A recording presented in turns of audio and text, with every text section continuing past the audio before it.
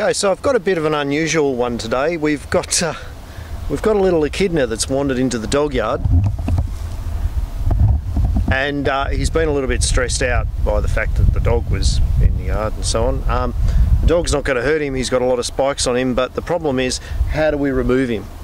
So I'm going to show you a little trick that if an echidna's wandered in somewhere where it's really not going to do any good and you need to get rid of it without waiting for it just to wander off on its own, I'll show you what to do.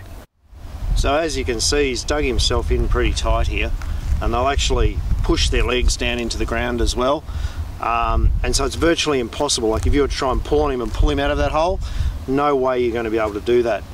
So how do we humanely do it so that we can get this little guy on his way as quickly as possible? Well, we've got ourselves 2 buckets.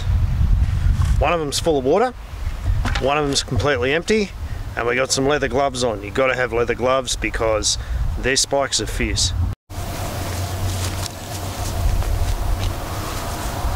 So we're just going to pour water around the outside of where the echidna's dug himself in, and that's going to make him pop up out of the ground, loosen his feet holds, and then we can pick him up and put him in a bucket and keep him safe.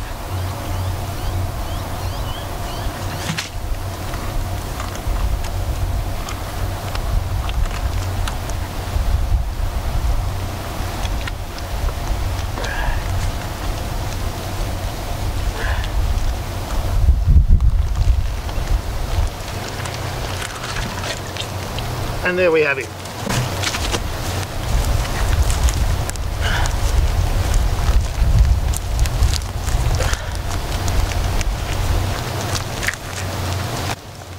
So this cute little guy can now go into the other bucket.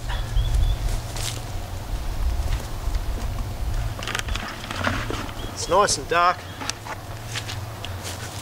and he'll feel perfectly safe in there, and I'll just take him outside the yard and drop him off a few metres outside the other side of the fence.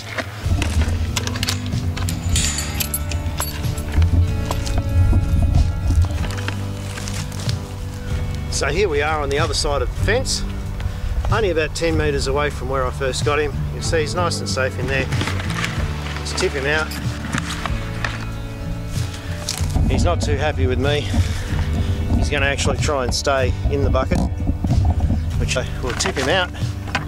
And there he goes, and he'll just scrunch into a little ball here.